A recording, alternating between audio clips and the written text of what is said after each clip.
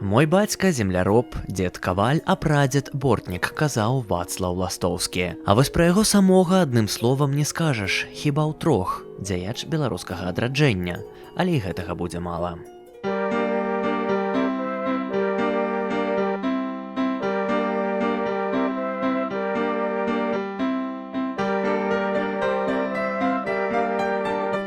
Умоўна жыццё Ластоўскага можна падзяліць на палітычнае і літаратурнае. У палітычным лёсе чорт нагу зломіць. У 19 гадоў ён уступіў у польскую сацыялістычную партыю ў Літве, потым стаў беларускім сацыялістам, затым нацыяналістам і па выніку дайшоў да эсэраў. Ластоўскі ўдзельнічаў у стварэнні БНР і быў адным з тых, хто абвясціў незалежнасць беларускай дзяржавы, а потым стаў ініцыятарам перавароту ў радзе БНР. Скончылася палітычная кар'ера тым, што ў 23-м годзе Ластоўскага папрасілі з пасады прэм'ер-міністра БНР, калегі сказалі, што ён стаў непапулярны ў дыпламатычных сферах заходняй Еўропы.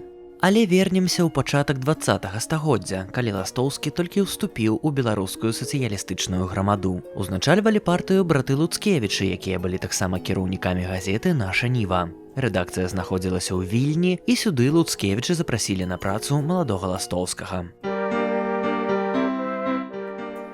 У Вільню Ластоўскі прыехаў у 1909 годзе, па адных звестках сакратаром, па іншых як тэхнічны работнік. Трэба сказаць, рэзюмэ ў Вацлава было стракатае. Да пераезду працаваў хлопчыкам на паслугах у віннай краме, пісарчуком, крамнікам у Пецярбургу і канторшчыкам на чыгуначнай станцыі.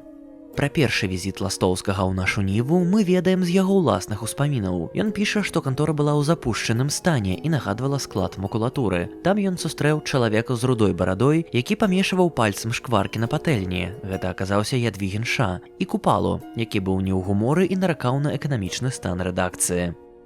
Ластоўскі друкаваў у нашай Ніве ды іншых выданнях матэрыялы па беларускай літаратуры, этнаграфіі і гісторыі, а таксама публіцыстыку, апавяданні і вершы. Адным з першых ён звярнуў увагу на Кастуся Каліноўскага. У 1916 годзе ў газеце «Гоман» змясціў тэкст пра выдаўца мужыцкай праўды і апублікаваў пісьмы з-пад шыбеніцы. У 1910 годзе наша Ніва пачала друкаваць кароткую гісторыю Беларусі Ластоўскага. У той жа год нататкі выйшлі кнігай у друкарні Марціна Кухты. Гэта было навукова-папулярнае выданне, заснаванае на работах навукоўцаў з Украіны, Расіі і Польшчы. Аднак нельга сказаць, што праца Ластоўскага чыстая кампіляцыя. Ужо вядомыя факты ён падаў з беларускага пункту гледжання. Правільна пастаўлены ракурс зрабіў кнігу сенсацыяй.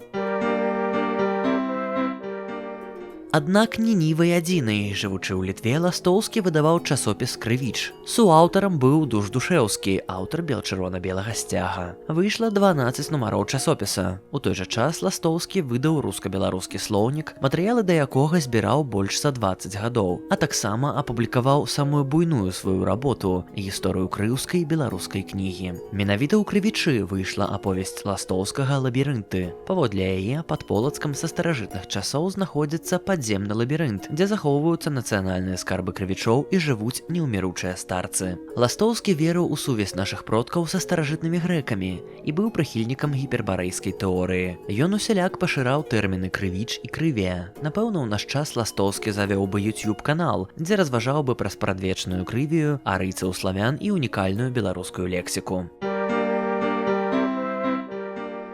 Праца над крывічом, як і жыццё ў Літве, скончылася для Ластоўскага пасля дзяржаўнага перавароту. Курс змяніўся, падтрымка беларускай культуры скончылася і, адпаведна, фінансаванне. Усё гэта супала з асабістай драмай Ластоўскага. Памёр маленькі сын Юрась. Ластоўскі вырашыў вярнуцца ў Беларусь. Урад БССР ласкава дазволіў зрабіць гэты ракавы крок. На пачатку справы ішлі ўгару. У Мінску Ластоўскі заглыбіўся ў навуку, стаў дырэктарам дзяржаўнага музея, узначаліў кафедру этнаграфіі ў Інбелкульце, быў прыняты ў Акадэмію навук. Але беларусізацыя скончылася. Карнікі сфабрыкавалі вядомую справу Саюза вызвалення Беларусі. Ластоўскі стаў ахвярай чэкістаў. 21 ліпеня 1930 года ён знаходзіўся ў навуковай камандзіроўцы ў Сібіры на рацэ Обі. Тут яго і арыштавалі. Ластоўскаму прыпісалі не проста антысавецкую дзейнасць, прызначылі кіраўніком СВБ. Так званае следства доўжылася каля 9 месяцаў. Ластоўскага выслалі на 5 гадоў у Саратаў, дзе ўсё склалася адносна няблага. Ён уладкаваўся загадчыкам аддзела ва універсітэцкай бібліятэцы. А потым настаў 37 год. паўторны арышт. Усяго адзін допыт. У студзені 38-га Вярхоўны суд СССР прыгаварыў Вацлава Ластоўскага да вышэйшай меры пакарання як агента польскай выведкі і ўдзельніка нацыянал-фашысцкай арганізацыі. Забілі Ластоўскага вечарам таго ж дня.